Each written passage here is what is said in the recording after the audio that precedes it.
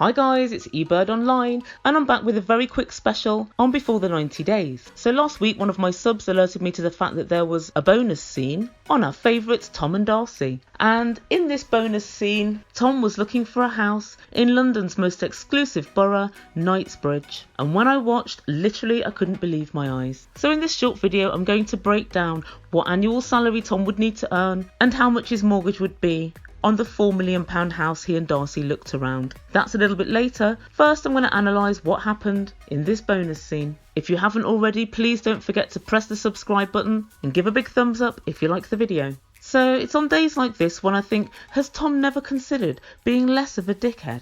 His lies, misrepresentations and falsehoods know no bounds. Why is this, you ask? Because today Tom's pretending to buy a house. Along for the ride are Darcey, Johnny, the estate agent, TLC and you the viewer. Yes, that's right, I'm not including myself. At this point I'm standing on the sidelines, rolling my eyes to the ceiling and throwing eggs. Now Knightsbridge is a beautiful area and I think it's possibly one of the most expensive areas in London. Knightsbridge is where Harrods is and all the exclusive stores, many of the best restaurants, and it's a really expensive moneyed area. Tom, it seems, is looking for an apartment on a mews, which is a lovely cobbled little street, and the houses in a mews are usually the most sought after in London. So the scene starts with Tom meeting his estate agent. His name was Johnny, no doubt come lately, and Darcey was in tow. He was explaining to Johnny that he wanted the house primarily as an investment property, and he told him he'd be living there, but because he travels so often and because he takes frequent trips to Albania, he was going to rent it out whilst he was travelling. Johnny was quite inquisitive and asked him, will you be moving in with Darcey? Darcey was quick to jump in and say, I'd love to live here, it's beautiful. And they walked into this house and I have to say it was really beautifully decorated, the interior design was on point and it really was a top end property. Tom explained he had about £4 million to spend. Now that's a lot of money in anyone's book, especially for someone like Tom. So they walk around the whole of the house and the estate agent was pointing out features, double sinks, 2-person shower. There's loads of features, there's a gorgeous bar in the corner and it's all mirrored, a lovely dining area and just very gorgeous furnishings and fixtures. And Darcey was holding her ring finger up to the camera and it was quite a coincidence because I too was holding a finger up to the camera at exactly the same time, although it was another finger. And no Tom, it wasn't a thumbs up. She puts her ring finger up to the camera and says, I'm visualising a big life, loving and living with Tom. Loving and living and lying with Tom, Darcey. Please don't forget the lying. You never know. I might end up with a rock and a lovely little London home. Darcey tells us, I'm living a dream. You really are, Darcey. And so is Tom. And she says, I feel like it's coming soon. Oh, Darcey, please wake up and smell the coffee. Then they start the most bizarre conversation, which I find it hard to believe that they haven't considered previously, which is where Tom and Darcey would live if they were to get together. And Tom really keeps on stressing if it happens, if we make it work. And it seems like Darcey's quite keen to move to London and I'm wondering, will her daughters move with her? If so, this property is probably not going to be great because it doesn't have a garden. It does have a lovely roof terrace, but I guess it's not the same.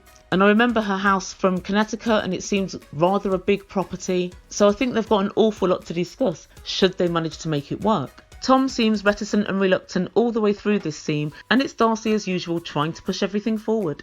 And as I listen to this unfold, I think, what's worse, the fake Tom or the real Darcey? I really can't decide. Darcey, get with the programme. Tom really isn't interested.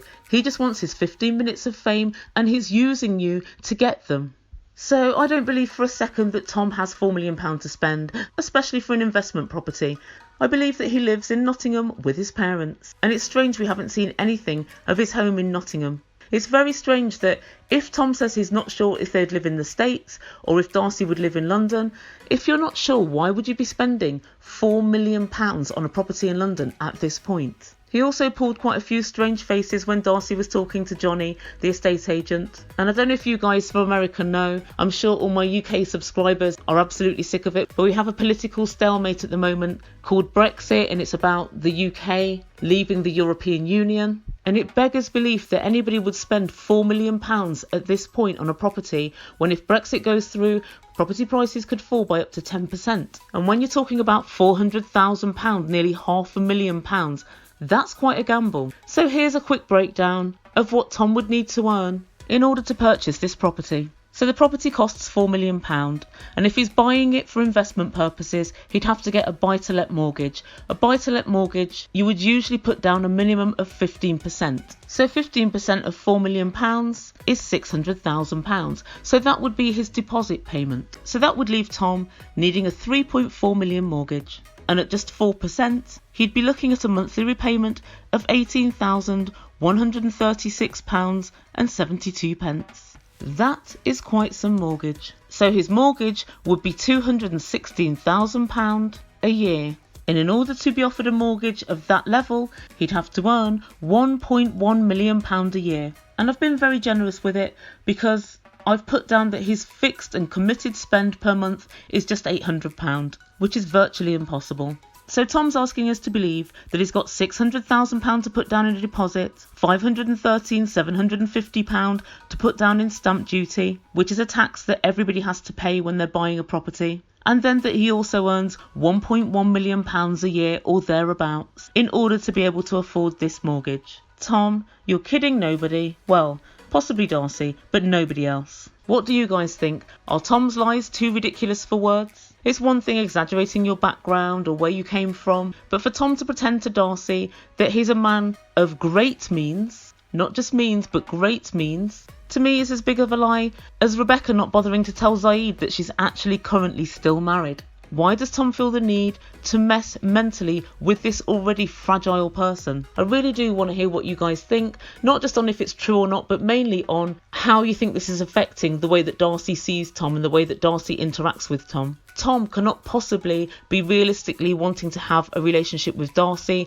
if he's starting out with so many lies. Because if you pretend to be so rich, there's no way that you can really explain that away. You don't go from £1 million salary to £100,000 salary. So he's going to have an awful lot of explaining to do, or in fact no explaining, because after filming wraps up, I don't think he'll be seeing Darcey full stop. Right, that's everything from me. Please don't forget to subscribe to my channel. I will be reviewing tonight's episode, and all of those reviews will drop Monday, Tuesday and Wednesday of next week. And I'll also be doing another special. Guys, it's been real, which is more than I can say for Tom. You've been listening to Ebird Online. Ciao for now.